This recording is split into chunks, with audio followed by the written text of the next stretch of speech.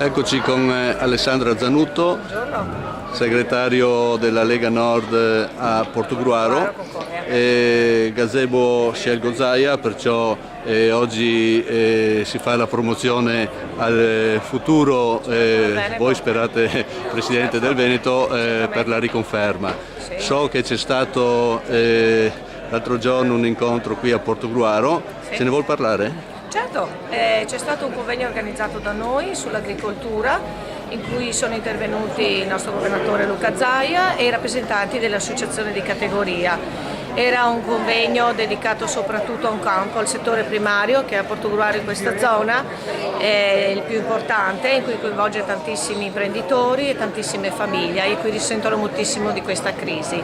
Il governatore ci ha fatto la gentilezza di venire, anzi è stato entusiasta della serata e quando è stato un incontro soprattutto per parlare con i cittadini e per sentire dalla loro voce quali sono le loro esigenze, soprattutto per i giovani. Sì, voi l'avete organizzato all'Estgate Park, perciò un po' fuori mano rispetto a Portogruaro. Vogliamo dire anche il perché? Perché qualcuno si è chiesto se volete incontrare i cittadini bisogna andare in città, non fuori. Beh, diciamo che per quanto riguarda esattamente l'argomento, il settore l'argomento dell'agricoltura, Giussago è logicamente un punto molto forte per quanto riguarda proprio questo settore.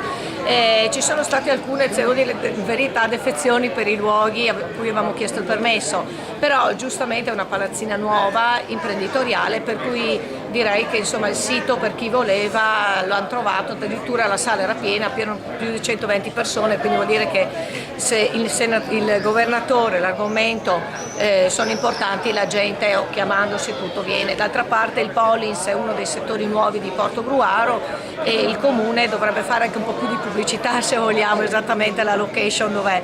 Sì, io ho fatto questa domanda perché avevo ricevuto alcune mail sull'argomento e insomma voi avevate cercato in prima battuta un luogo qui, poi sì, siete stati un po' costretti, ma comunque sì, la location è di tutto rispetto, insomma è una cosa molto bello, e l'incontro è stato l'assessore Bellotto, che ha fatto molto piacere che sia venuto, ha fatto la presentazione di questo bel sito, insomma il Polis, che devo dire la verità è fatto molto bello. Sì. Allora abbandoniamo per un attimo argomento regione e Zaia, certo. E ci caliamo, noi siamo qui, abbiamo il nostro bel campanile, perciò in Piazza della Repubblica. Ci sono le elezioni a breve comunali, certo. Terremoto Lega con la sessione di Stivale Prattaviera che Prattaviera era presente alla presentazione della senatore. La domanda è scontata: cosa influirà e comporterà in loco per voi, per la senatore? Vi creerà problemi? No, guardi, io sinceramente ho già sentito diverse persone, ci siamo sentiti anche fra noi, le scelte ognuno le fa in coscienza e noi non siamo certo qua per giudicare. Siamo convinti che se la persona è giusta e porta avanti le idee nostre, come vediamo che anche ad esempio venerdì è stata applaudita, devo dire la verità, dal governatore Zaia, e secondo me se la persona è giusta e rappresenta, le defezioni saranno molto poche, perché comunque la Lega in questo momento rappresenta comunque il partito è ancora in crescita, quindi insomma ci possono essere delle scelte dovute personali o meno, ma penso che il comune di Portogruaro, per quanto riguarda la senatore, anzi forse direi che c'è un ritorno in massa di qualcuno che magari prima si era allontanato. Allora concludiamo facendo un richiamo su quello che è stato molto ironizzato in questo periodo. Noi abbiamo al momento 10 candidati sindaco ufficiali.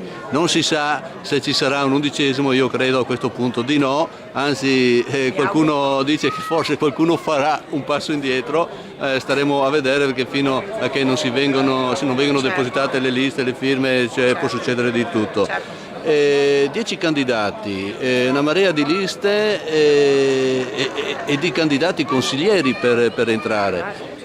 Cosa comporterà questo? Perché già i candidati sindaco faranno fatica a entrare in consiglio comunale. Ma indubbiamente ci sarà bisogno di voti, quelli indubbiamente sì, quindi una buona campagna elettorale e degli buoni argomenti in cui i cittadini si ritrovano sono il punto primario. Poi sa, ognuno può presentarsi, ogni cittadino può presentarsi al sindaco, questo è vero, però sono soprattutto i numeri, gli argomenti e i riferimenti, perché ricordiamoci che una lista civica, se non ha un riferimento in regione o da qualche parte, difficilmente riuscirebbe ad andare avanti da sola.